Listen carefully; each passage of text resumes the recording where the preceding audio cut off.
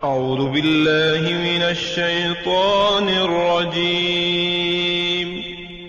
पनाह मांगता हूँ मैं अल्लाह की शैतान मरदूद से। बिस्मिल्लाहिर रहमानिर रहीम। शुरू अल्लाह के नाम से जो बड़ा मेहरबान नहायत रहम वाला है। द बॉटम लाइन के नाज़रीन इकराम अस्सलामु अलैकुम।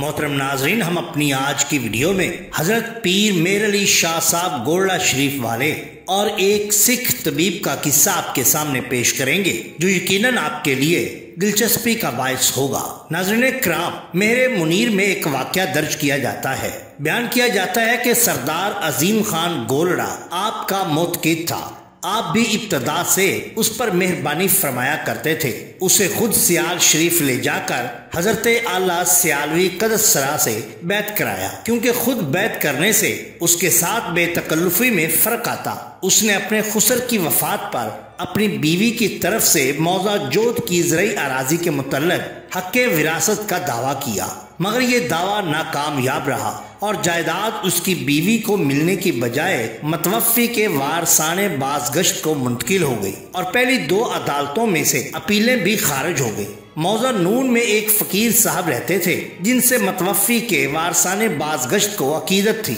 उन्होंने हज़रत पीर फजल दीन रहमतुल्लाह अलैह की खिदमत में पैगाम भिजवाया कि छोटे पीर साहब यानी हजरत किबला आलम कदसरा अजीम खां के हक में बहुत कोशिश कर रहे हैं। उनसे कह दीजिए कि मैंने लोहे महफूज में देख लिया है, ये जायदाद अजीम खां को नहीं मिल सकती, मेरे इरादतमंदों के पास ही रहेगी, इसलिए आप नाहक तकलीफ ना उठाएं। बड़े पीर साहब रहमतुल्लाह अलैह ने इस पैगाम लाने वाले शख्स को हजरत के पास भेज दिया।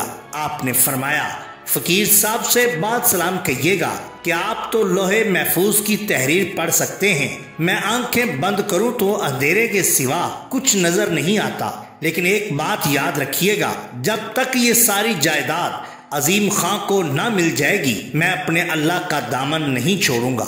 चुनाचे चीफ कोर्ट में जाकर अजीम खां की अपील मंजूर हो गई और उस जायदाद पर आज तक उसके वारसान काबिज हैं। मुल्तान के क्याम के दौरान आप गाहे बगाहे एक चाय फरोश की दुकान पर जाया करते तो वो चाय से तवाज़ु करता। एक रोज आप वहाँ चाय पी रहे थे कि दुकानदार के लड़के के दिल में ख्याल गुजरा कि ये फकीर मेरे बाप की खुश एतकादी के बायस आज तक कोई 10-15 रुपए की चाय मुफ्त पी चुका है। हजरत ने उसके दिल के ख्याल से आगाह होकर उसे बुलाया और एक तावीज लिख दिया कि पुराने किले में जाओ और जो गड़ा सबसे पहले सामने आए उसमें ये तावीज डाल दो और वहां से जो कुछ मिले उसे उठा लेना। चुनाचे उस लड़के को इसी तरह करने पर कपड़े की एक पोटली मिली जिसमें 48 रुपए बंधे थे। इसके बाद आप फिर दोबारा उस दुकान पर कभी तशरीफ न ले गए। जब मुल्तान में ज्यादा शोहरत हो गई तो आप मुजफ्फरगढ़ चले गए और बस्ती चमन के करीब एक कुएं पर क्याम फरमाया। काजी फैज आलम तालब इल्म भी आपके हमरा था, मगर गर्मी की ताप ना लाकर वापस चला गया।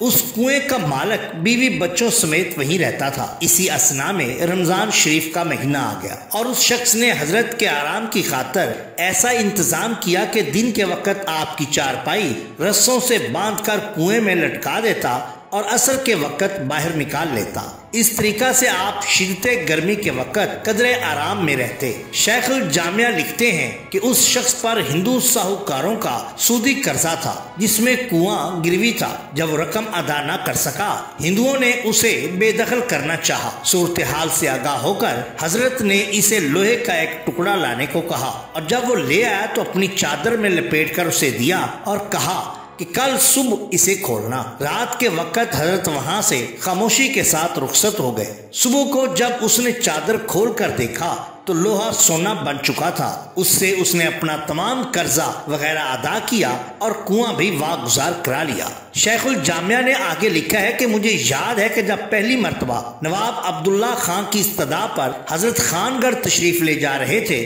तो बस्ती चमन के बिलमुकाबल पहुंचकर गाड़ी ठहरवाई और उतर कर उस कुएं की तरफ गए। लोग हैरान थे कि क्या मामला है। कुएं का मालिक फौत हो चुका था, उसका लड़का भी तकरीबन बूढ़ा हो चुका था। आपने पूछा, मुझे पहचानते हो? उसने अर्ज किया, नहीं हजूर। उस शख्स की बेवा कुएं के करीब बैठी थी। आपने उससे भी यही पूछा। उसने कहा क्यों नहीं पहचानती हजूर, आप एक मुद्दत यहाँ रहे हैं। रमजान शरीफ में चारपाई पर बिठाकर आपको कुएं में लटका दिया करते थे। भला आप भी कोई भूलने वाली शख्सियत हैं। हजरत रहमतुल्लाह अलैह बहुत महजूज हुए। गालबन 50 रुपए उसे अता फरमाए और फरमाया कि कोई और काम काज हो तो कहो। फिर नवाब अब्दुल्ला खां को उनकी हमेशा खबरगिरी की ताकीद भी फरमाई। उन्हीं अय्याम के एक और दिलचस्प वाकया के मुतल्लिक आप फरमाते थे कि मुझे दूध हजम नहीं होता था।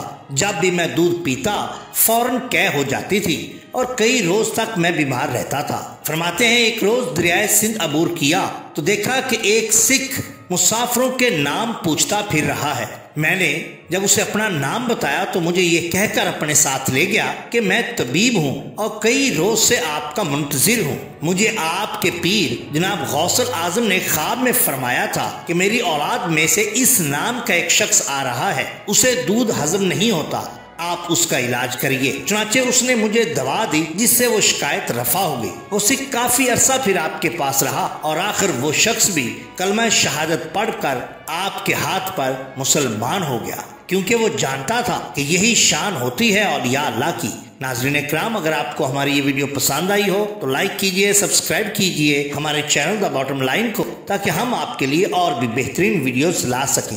अपने दोस्तों का, गिरदोनवा के लोगों का बहुत ख्याल रखिए। अल्लाह और अल्लाह के रसूल सल्लल्लाहु अलैहि वसल्लम से बेहद मोहब्बत कीजिए। आपका बहुत शुक्रिया। अल्लाह हाफिज।